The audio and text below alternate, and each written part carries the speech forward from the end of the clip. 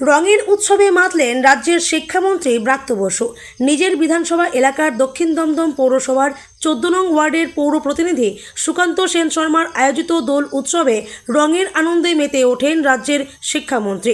এদিন প্রভাত ফেরিতে অংশ নিয়ে এলাকাবাসীর সঙ্গে রঙের উৎসবে মেতে ওঠেন তিনি। মন্ত্রী বলেন, আজ সব রং মিশে গিয়েছে, নির্দিষ্ট কোনো রং নেই। পাশাপাশি তিনি আরও বলেন, বাংলা সম্প্রীতির জায়গা। বিজেপি ধর্ম নিয়ে রাজনীতি করতে চাইলেও মুখ্যমন্ত্রী মমতা বন্দ্যোপাধ্যায় তা করতে দেবেন না। দাদা, প্রথমেই দোলযাত্রার শুভ অভিনন্দন। এই দোলযাত্রা উপলক্ষে বিভিন্ন জায়গায় আজকে র্যালি বেরোচ্ছে, প্রভাত ফেরি সঙ্গে জুম্মার নামাজও চলছে, দুটো একসাথে সুন্দরভাবে চলছে। কি বলবেন? শুভ দোলযাত্রা সবাইকে। এটা তো বাংলার একটা বড় বৈশিষ্ট্য যে বাংলা সবসময় ইনক্লুসিভ। এটা কিছুদিন আগে আমার মুখ্যমন্ত্রী, এই দুদিন আগে বিধানসভায় আমাদের অধিবেশন চলছে, মুখ্যমন্ত্রী খুব বিশদে প্রাঞ্জল করে বুঝিয়ে দিয়েছেন যে এই বাংলায় সমস্ত রকম ধর্মে তার ধর্মের যে আচার বা অনুষ্ঠান তা তারা স্বচ্ছন্দে আনন্দে তা তারা প্রকাশ করতে পারে। ফলে আজকে ঠিকই যে দোলও আছে, জুম্মার নামাজও চলছে। আজকে যদি মহান খ্রিস্ট ধর্মের কিছু থাকতো কোনো অনুষ্ঠান, সেটাও এখানে সাড়ম্বরেই পালিত হতো, বা অন্য কোনো ধর্মের। ধর্ম শব্দটার অর্থ হচ্ছে ধারণ করা। ধর্ম ধারণ করা থেকে শব্দটাতে এসছে, ধৃ ধাতু।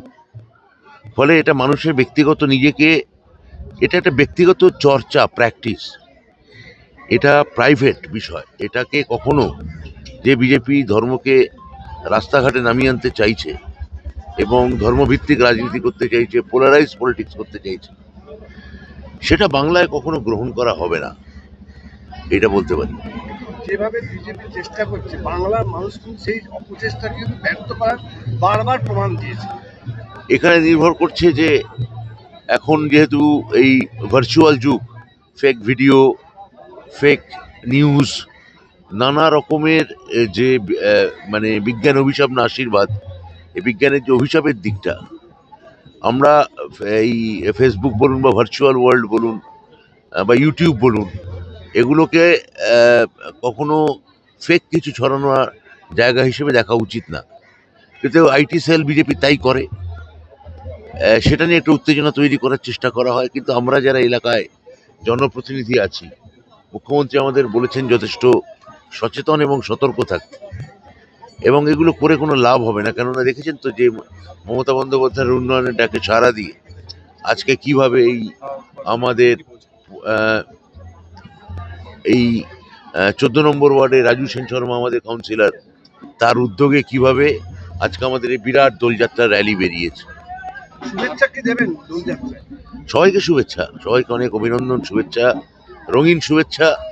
এবং যারা আজকে জুম্মার নামাজ পড়ছেন তাদেরও অনেক অনেক অনেক অভিনন্দন। দোলের উৎসবে আপনি আজকে কিছুক্ষণ আগে এসেছেন প্রভাত ফেরি অনুষ্ঠানে, কি বলবেন?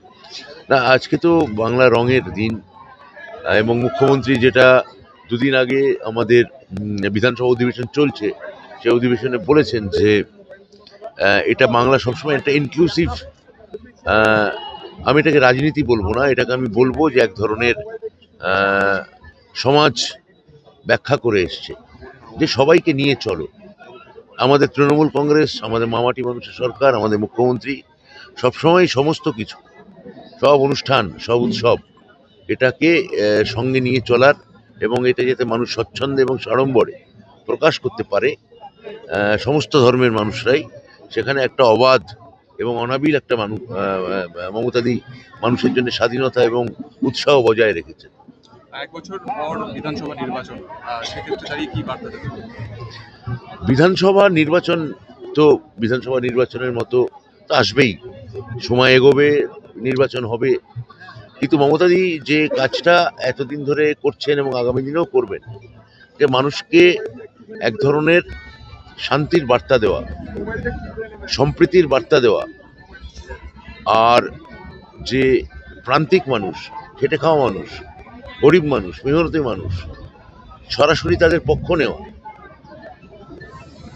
যেটা অনেক সময় কোনো মধ্যবিত্ত স্বার্থে লাগলেও লাগতে পারে, কেননা বাকি যে দলগুলো আমাদের এখানে বিরোধী রাজনীতি করে তারা মূলত ধ্বংসাত্মক রাজনীতি করে। সেখানে মমতাদি একটা উন্নয়নের বার্তা নিয়ে এসছেন এবং আজকে এই যে রং মিশে গেছে, তো আমি বলবো যে আজকে মমতাদির রঙে সবার রং মেশাতে হবে। আপনার আজকে সারাদিন কিভাবে কাটবে? রাজনৈতিকভাবে তো বিভিন্ন দলের রং আলাদা, আপনি কোন রঙে খেলবেন? আমি নানা রঙেই খেলবো আজকে, কেননা মানে যখন দলের র্যালিতে বা দল এলাকায় যখন দলের অনুষ্ঠানে আছি তখন আর নির্দিষ্ট রং করে লাভ নেই, সেটা কোনো সব রং এখানে মিশে গেছে।